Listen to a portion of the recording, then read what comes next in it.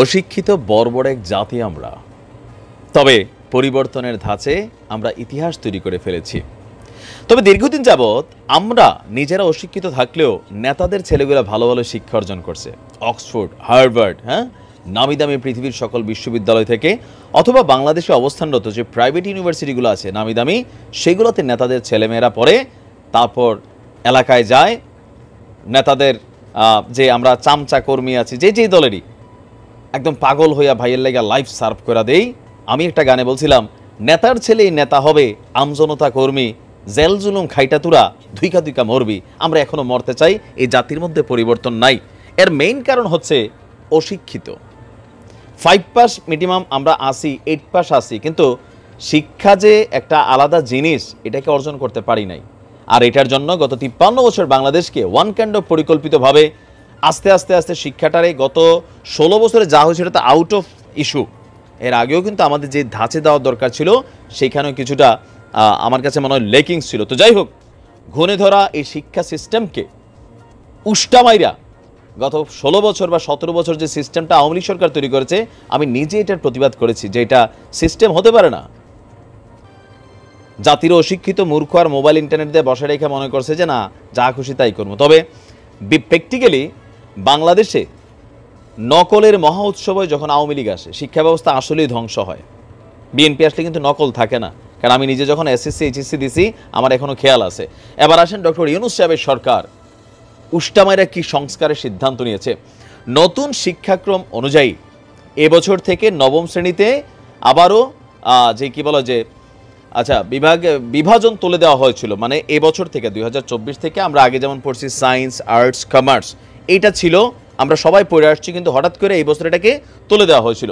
তবে অন্তর্বর্তী সরকার নতুন শিক্ষাক্রমের এই বিষয়টি সহ অনেক কিছু বাদ দিয়ে আবারও মাধ্যমিকে বিভাজন চালুর সিদ্ধান্ত নিয়েছে। মানে সায়েন্স, আর্টস, কমার্স যে আমরা বিভাগগুলো ছিল, এখন আবার 9-এ ভর্তি হতে গেলে এই সিস্টেমটা আসবে।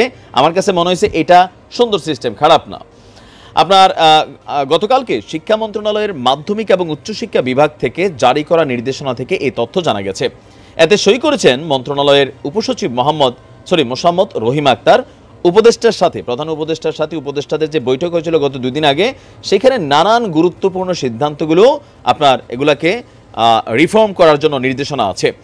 নতুন শিক্ষাক্রম অনুযায়ী আপনার এখন আমরা যদি দেখি 2012 সালের শিক্ষাক্রমের অনেক বিষয় আবারও ফিরিয়ে আনা হচ্ছে। তাতে নতুন সিদ্ধান্ত অনুযায়ী যেসব শিক্ষার্থী আগামী বছর নবম শ্রেণীতে উঠবে, তারা পুরনো শিক্ষাক্রম অনুযায়ী শাখা এবং গুচ্ছভিত্তিক পরিমার্জিত পাঠ্য বই তারা পাবে। তারা আগের মতো নবম এবং দশম মিলিয়ে 2 শিক্ষাবর্ষে পাঠ্যসূচি শেষ করে 2027 সালে এসএসসি এবং সমমানের পরীক্ষা দিতে যাচ্ছে। শিক্ষা মন্ত্রণালয়ের পরিপত্র মতে নতুন শিক্ষাক্রম যে গুরুত্বহীন হয়ে পড়েছে, সেই কথা উঠে এসেছে। আমরা দেখছি প্রাইমারিতে পড়ানোর কিরিং সাইকেলের নাচ, মানে যা খুশি তাই করছে, বাচ্চাদের হাতে মোবাইল দেওয়া, পড়ানো সাইড, ইন্টারনেট, মানে এগুলো এত অতিরিক্ত করছে যে বাচ্চারা মূল পড়াশোনা যেটা পাঠ্য বই থেকে তারা অনেক দূরে সরে গিয়েছিল। তো এই সকল কিছু নানান ধরনের আপনার যে সিস্টেম বা যেটার পরিবর্তন দরকার ছিল, আমরা অনেকেই বলছিলাম, কিন্তু কে করবে? ওই যে নওফেল আগাগোড়া বাটপার একটা চোর, তার তো ভাই দেখে মনে অশিক্ষিত বর্বর, আর বিদেশে হয়তো পড়াশোনা করছে।